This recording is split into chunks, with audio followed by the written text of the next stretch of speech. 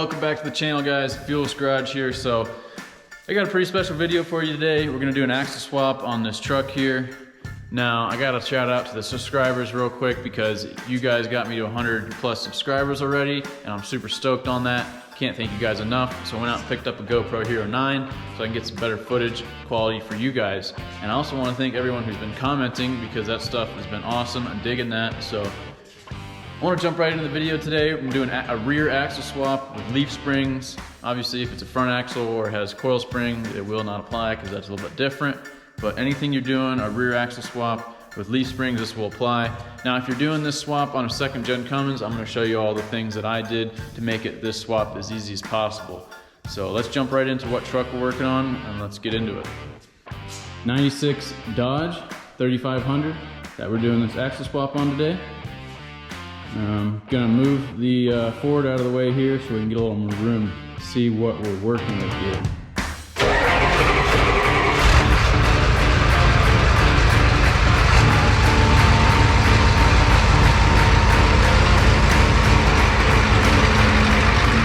So there's the truck we're working with, and we're doing the axle swap on it today. And now what I mean by axle swap is this axle came off of a 03 to 13 Dodge.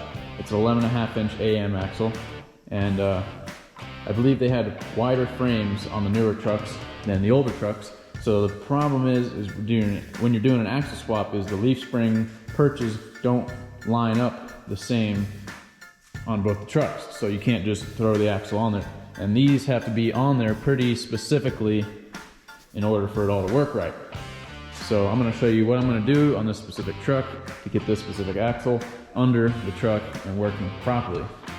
Now I think this is a great upgrade for these second gen Dodges because I had the Dana 80 dually in there with the drum brakes. I didn't like the drum brakes, I didn't want the dually anymore, and it has 4-inch axle tubes on the Dana 80, which this AAM 11.5 inch also has 4-inch axle tubes, so that makes it easier. And I'm going to a single wheel, and this thing has huge rear disc brakes, so there's a huge upgrade there. Comes with limited slip from the factory. You can't use the 16-inch rims that came stock on this truck. They won't clear the rear brakes, just to let you know on that. Now let's get into the first thing that you're going to want to do to begin this swap. Obviously, I would go ahead and pick up your axle right off the bat. It took me a while to kind of gather all the parts for this. These axles are actually pretty cheap nowadays. First thing you want to do is get your axle, get it prepared to go onto the truck. You're going to have to cut off your spring perch mounts. You're going to have to cut off your shock mounts and just go crazy with an angle grinder for a few hours and get it all cleaned up. Make sure when you cut your shock mounts off your axle, try to do it somewhat cleanly so that they still can, you can reuse them.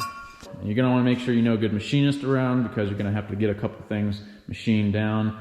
I probably forgot to mention this earlier, but we're also going to be putting ladder bars on this truck, so we'll be doing that towards the end of the video.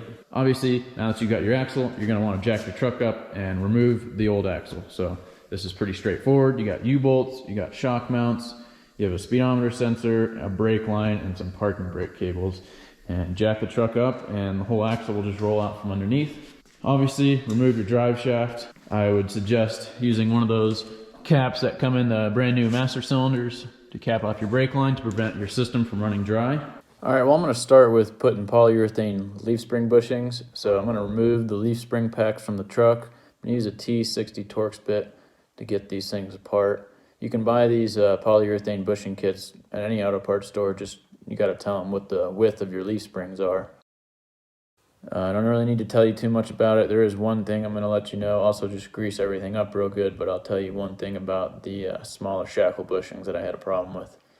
But obviously, you don't have to use these. You can use the stock rubber ones. I just went this route, so.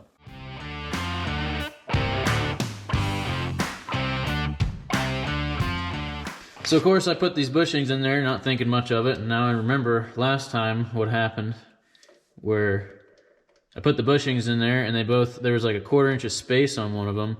It didn't matter which way you pressed it, a 1/4 inch of space would switch sides. So be super careful when putting these shackle bushings in, the smaller ones of the pack.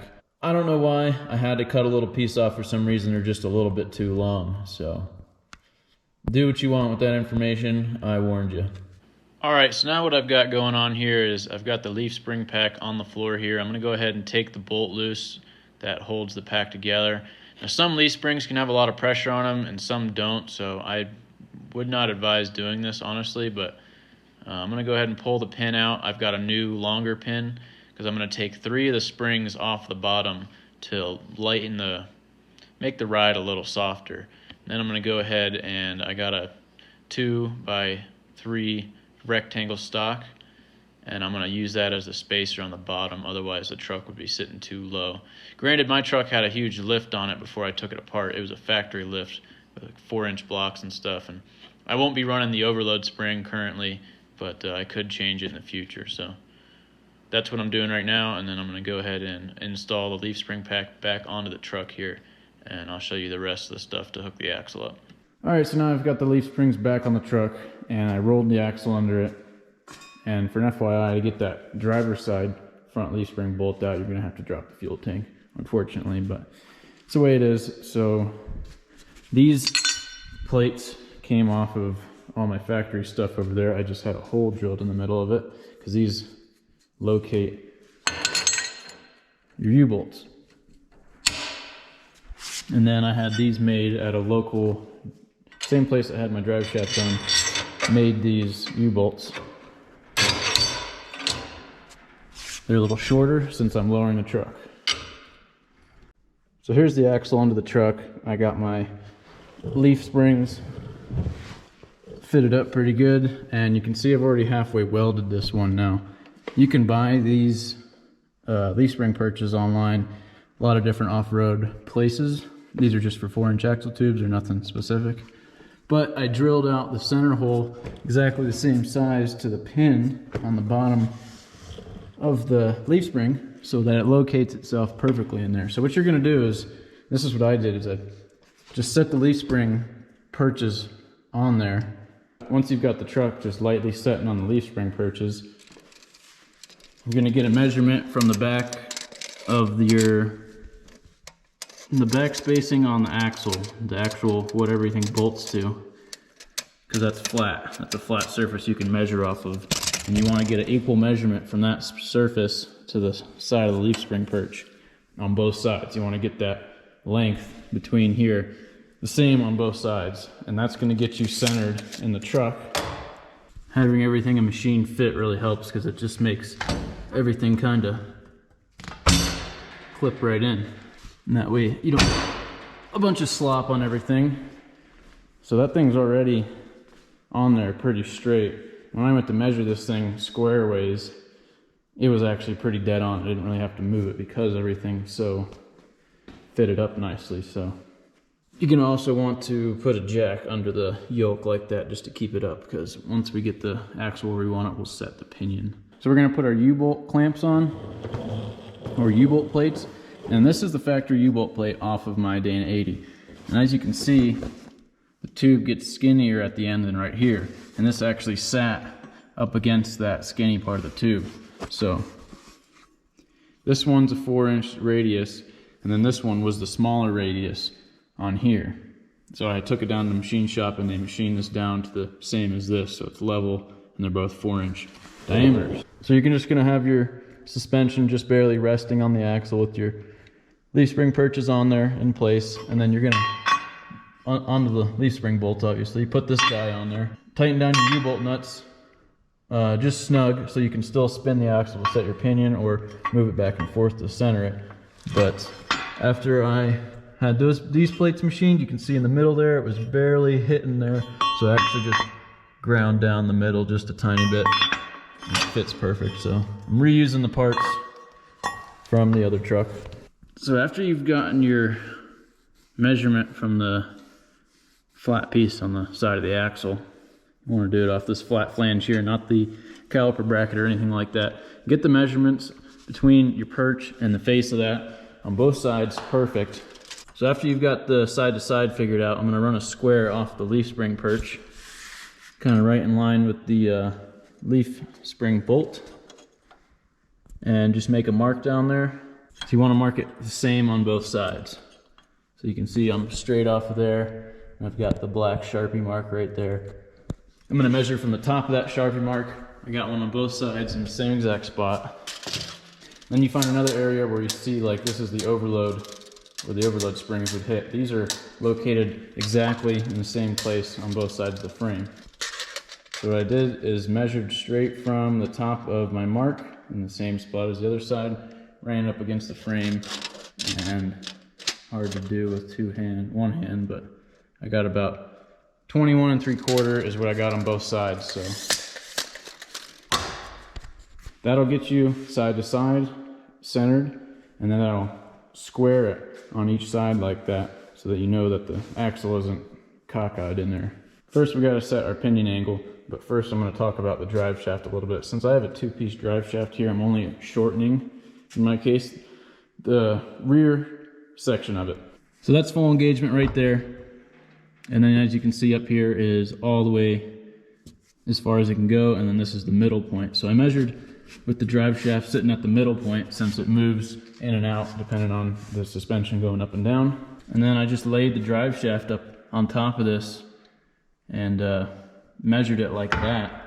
Now since this truck had a yoke style, or a U-joint style yoke on it, drive shaft flange from a 4th gen Dodge, and it has like an 1150 size U-joint, which is bigger than the factory ones on this drive shaft.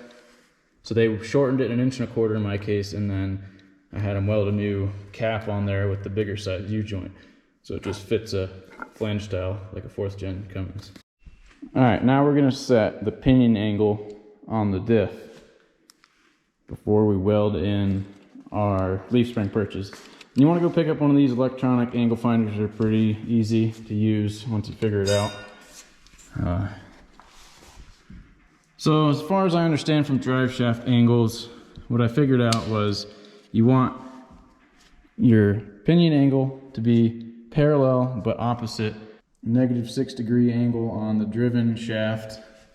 So if we have -6 degrees on the drive shaft coming out, then we're going to want a +6 degree angle on our pinion. So you see what I'm saying? It's parallel but opposite. So this is +6 degree, while the drive shaft coming out is -6 degree, which offsets the lines that the U-joints operate on. So it's supposed to make them operate in the correct angle, I guess. But that also puts a 5.5 degree downward slope on the drive shaft, which is fine. So as far as I know, just set them parallel but opposite, -6 degrees, +6 degrees. So to just recap it again, set the truck down on your leaf spring perches just slightly, so there's barely any pressure on it, so you can bump the axle which way you need to measure it side to side so it's centered in the frame, and then measure it square so it's not crooked. Once you've got that set, actually drop the truck all the way down with the U-bolt clamps on there. Tighten those guys down. Not so much where you can't spin the pinion angle, but enough to where you can move it around and it won't fall out from under the truck. And then set the whole weight of the truck on it, because you want to set this angle on the pinion while the truck is loaded. The suspension is loaded. So -6 degree coming out here, +6 degree coming off the pinion. So that's how you want to have it. Alright, so after you've got the axle all centered up in there and threw a load on the suspension and got your drive shaft figured out, make sure you measure it 607 times before you actually tack anything in there, because you don't want to have to do this again. I went through like 3 angle grinders going through all this. So get your measurements all squared up, and I've got a Lincoln 180 Pro MIG over there. I'm running 035 wire in it, and it's running pretty hot on the settings. So you're going to want to need to do that, because you're going to get your measurements and then tack weld your leaf spring perches in there. And that's going to be the probably most crucial thing about it, because your shock mounts, you can kind of just hold them up there and eyeball it. Make sure those leaf spring perches are perfect before you tack them in there. Now I probably should have went with a U-bolt flip kit, which is what the 4th gen and 3rd gen Dodges used stock. So I didn't really know that. I didn't really look into it. I just had this stuff laying around and had it machined up for pretty cheap. So I would probably go with the U-bolt flip kit, because it left me less room to weld my other mounts on there. So Here is the ladder bar kit that I got from Far From Stock, just for 2nd gen Cummins 4-inch axle tubes. It's pretty much all the specs. This is all what came with it. These weld onto the frame. These are the Heim joints that thread into this sleeve, and you get some DOM tubing. I got 4-foot pieces. So the Heim joint goes in this end. These plates just weld on here. And this is the bushing end of it that'll go onto the axle. This is the weld on bracket for the axle that this guy is going to go in. So what I had is a piece of DOM tube. I had this end machined down so that it would fit very perfectly in there. Be very easy to weld. And then I had this end machined down also. Actually, it has a little bit of a taper on it there, but that sleeve gets welded in there. It'll create a nice pocket to lock that guy in there. So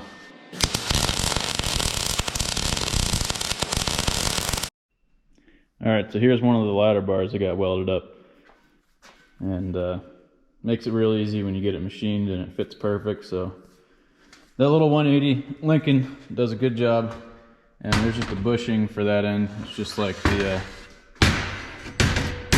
urethane bushings, and then on this end there's a sleeve that you weld in there, and we're going to run this nut down on here and then run this in there, and we'll set the adjustment once we get it all mocked up. There's these little. So now you can see I have one ladder bar mocked up there. This bracket obviously is going to get welded to the frame, and it's going to run down just like that. It's just being held up by the jack there. That's going to be enough room to remove this plate and put a weld there, and it won't interfere with that. And then I'll be able to weld the shock mount in right there. And the shock just needs to be pulled over to the left a little bit, but that'll still work just fine. And honestly, I could just weld the inside of the shock and just get the 4 corners, and I think that'll be plenty strong, because these ladder bars are really going to take all the stress off the suspension. So, and I'll probably flip that bolt around. So that's how that's going to go. I'm going to get the other side mocked up and tack it in, and I'm going to have to pull this axle back out. All right, well, there you have it for those 2 brackets, shock mount and ladder bar mount. I did weld that inside edge of this bracket before I tack this one on. This is going to take the most load of the suspension, but I got it pretty darn level, so that's good enough. Alright, so quick update. I got the mounts all welded in. I put the axle back under the truck. I put my U-bolt plates on there. As I lowered the truck down onto the axle, I hooked up the shocks, and then I already had my bars welded up, and all I did was put it on the jack and jack it up, and I twisted these out the same amount of turns for both sides so that at least they're even. I gave myself about 3 turns out of adjustment, because that'll be plenty, I think. I'm going to go ahead and weld these mounts on fully. I had to remove the gas tank to be able to weld those safely. So, but then I was able to get that leaf spring bolt that's back in there.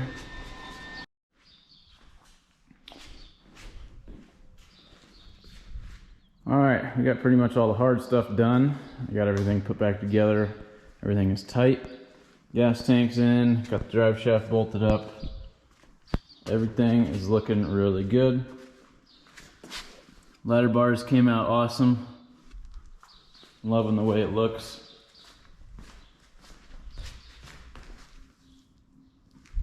Yeah, loving the way it looks. So I actually have so there's only a couple steps left here. It's just going to be the brake lines, which I think are going to be pretty easy. And then I actually still have to put the axles in this thing. So I'm going to go do that right now. I'm going to pull the wheels off and put the axles in. And then I got to run down to O'Reilly's and pick up a brake line, and I'll show you what I'm going to do to get the brakes to work on this thing. That'll be the last step. I think we can just bleed the rear brakes, don't think I'll have to bleed the front. We'll torque these wheels down and we'll check the fluids and whatnot, clean it out, see if it'll fire up. One thing I probably forgot to mention is the speedometer sensor. This is actually the old speedometer sensor out of my Dana 80, so it fits in there and it's got the right connector. So I'm gonna see what it'll read on the gauge there. Got it locked in. So this is what I figured out with the brake lines. Since you got calipers back here, you need this rubber hose here, and this is what you get right here with that little bracket there.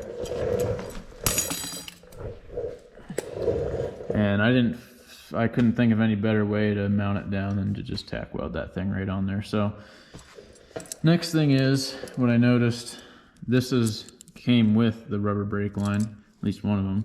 And this is the size that comes out of the rubber brake hose.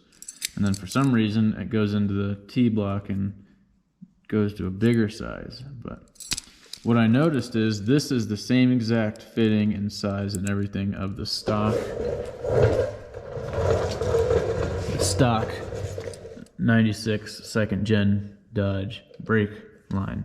So all I did was went and picked up these pre-made straight pieces of brake line, and this is the same type of whatever type of flare that is and everything like that. So next thing I did was measure the sizes I needed. So for this size I used a 1 foot piece, and I was able to bend that like that to make it work. So this is the stock brake line. It's just going to go hook back up to here, and your breather for your axle that mounts the brake line down. And this one comes from over here. I just bent it to come up and around. I'm going to get something to hold it up here, and that's it. We can just bleed the brakes. I'm going to go pick up a new one of these since I pinched it somewhere. This is the tool, by the way, that I use to bend the brake lines. It's this weird contraption thingy. It gets a little confusing, but take your time. You'll get it. I think I got it all bled, but I'm gonna take it for a drive, hopefully. I don't know if the batteries are up or not and if it's gonna start, but this is the fun part. We're gonna check the vitals real quick. I haven't ran this truck in about a year. Let's see what we got here. It's been sitting almost a year. I think I charged up the batteries maybe 6 months ago one time. But let's see if the batteries are up. I did have the fuel tank out, so I don't know if that got some air in the lines or what. But let's see. Oh, let's see what happens here. Oh yeah. All right. Okay. A good sign. Oh, I'm so excited for this. I'm so stoked. Oh, this thing is a beast.